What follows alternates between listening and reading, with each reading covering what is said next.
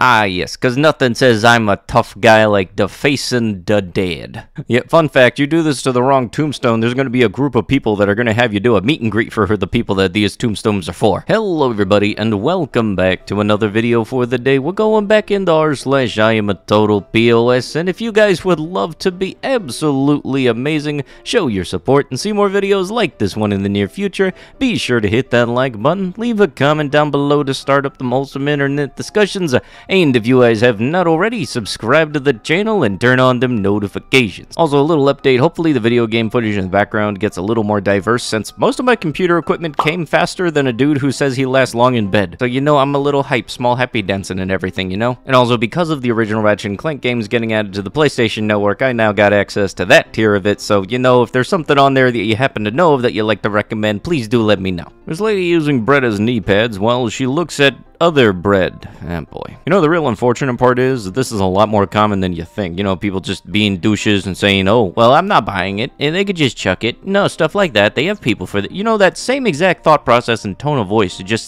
it's not good for the mind. And really, the only person unaffected by that tone of voice and mindset is the person saying it. US says that the FIFA officials were bribed to award World Cups to Russia and Qatar. For nearly a decade, Russia and Qatar have been suspected of buying votes to win hosting rights for the 2018 and 2022 World Cups. On Monday, for the first time, the Department of Justice put things in black and white. More than 6,500 migrant workers from India, Pakistan, Nepal, Bangladesh, and Sri Lanka have died in Qatar since it won the right to host the World Cup 10 years ago, The Guardian can reveal. World Cup official is facing 100 lashes, 7 years in Qatar jail after reporting R. A female World Cup official is facing a sentence of 1,000 lashes and up to 7 years behind bars after complaining about this event while working for the World Cup Organizing Committee in Qatar. I feel gay, disabled, like a woman too. Infantino makes a bizarre attack on critics.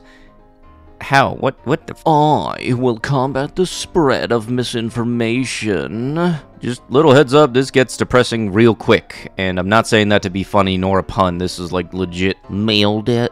Men's mental health. Male deaths represent 0% of all endings in the US. 0 men take their own life per week. In the UK alone. Men are less likely to get help, often because they don't need it. Talking about your mental health issues does make you weak. Speaking up when having those thoughts is attention seeking. You know, it really is kind of sucky when your mental health is kind of taken as a joke just because of this stupid factor. Because it's not like the guys are 4 times more likely to end their life than women. And that's actually shown with credible records. Now, somebody that does have depression, anxiety, and all the negative health stuff that goes on in your mind, it really does suck when you suddenly find out that, oh yeah, there is a mental health month for men.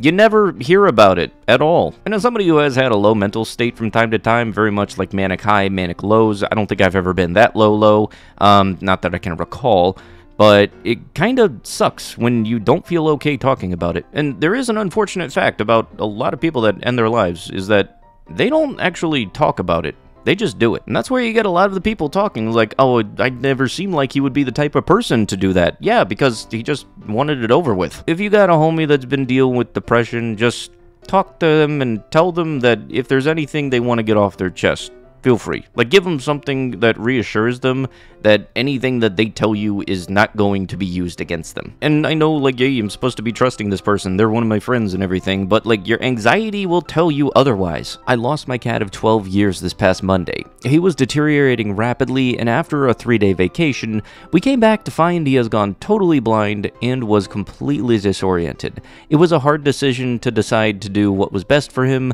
but ultimately, that's what was most important. The caption on this one is what had me concerned, because it said this person left their dying cat home alone for 3 days, and I'm honestly tempted to guess that you didn't do a single thing regarding having that cat taken care of, nor taking it to the vet because of that deteriorating health condition, and I feel like you just wanted a reason to get rid of your cat. And if those are true, and that is the cases, then you very much should not be allowed to have an animal after this. Stuff like this makes me honestly think that there should be like a no-fly list, but for pet owners. And I hope that there is some kind of background check check that you can have when it comes to adopting an animal, because, like, imagine if you went to go adopt a cat, they look up your name and find out that, oh yeah, you've had this past history. Yet, no, we are not letting you take home one of our pets. I wish I could do the same thing at my work, because I've had people bring back a dead animal the day after we sell it to them, and I know for a fact they don't tell us the whole story. A woman forcibly removed child's blood and self-diagnosed illness. A Cross Lake woman was charged Wednesday with torture after an investigation revealed she forcibly removed blood from her child. The mother was charged with 3 counts of child torture and 2 counts of stalking. According to the complaint, in March, this person took her 9-year-old child to the hospital where it was determined someone had been removing blood from the child's body. During an interview, this person's 3 children said they had seen their mother withdraw blood from the 9-year-old, were directed to flush the blood down the toilet,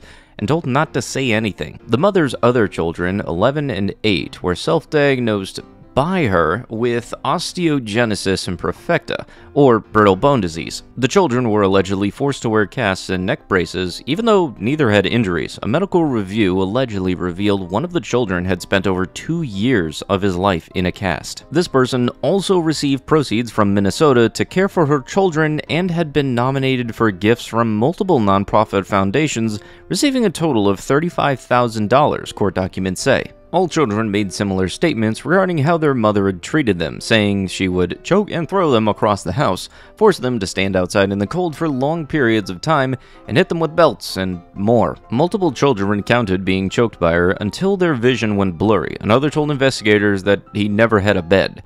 "I was never safe," one child told investigators when asked about a typical day living with her.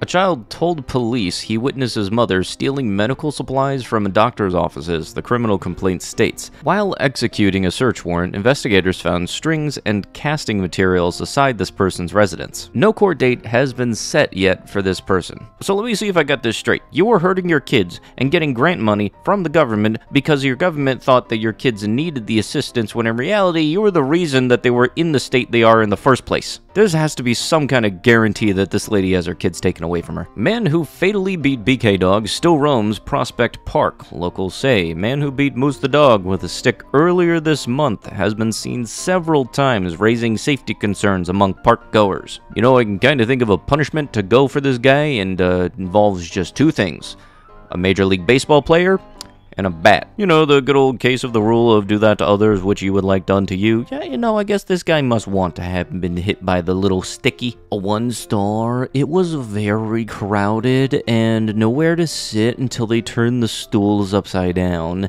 Now, I hear they had free shots last night. 1 star. Too many shots, not enough drinks. Yeah, you want to know what the total POS and the part that'll piss you off is?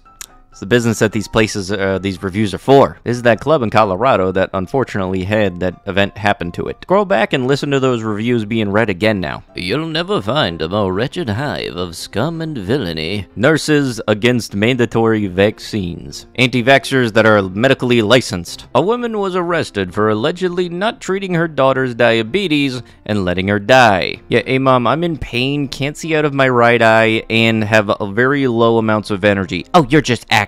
Stop it. It's just a phase. You'll grow out of it. Why do I feel like that's a legitimate conversation they had at some point? Last I checked, diabetes is very much not just a phase, mom. What was another wonderful 500 IQ level kind of thing you said? Back in my day when we had diabetes, we just got on with our lives. You'll get over it. I know it sounds very out there, but you know for a fact there's like a little bit of truth sprinkled in there somewhere. New Hampshire's first beer virus patient told to stay isolated but went to an event instead. New Hampshire has identified a second presumptive case of the beer virus in a man who was in close contact with the first patient, who attended an event across the state border in Vermont. New Hampshire's first beer virus patient, a hospital employee, went to an event tied to Dartmouth Business School on Friday, despite being told to stay isolated, officials say, and all others who went to the event are now being told to stay isolated. March 2020 really gonna go down in history as the month we found out how many stupid people really existed in the world. That and the fact that the whole hiding the zombie bite thing that you see in the movies and everything, yeah, the people that thought that was fake, yeah, no, that would be a legit thing. The announcement on Tuesday came as state health officials said a second person in the state was presumed to have the new virus, and that person was in close contact with the first patient,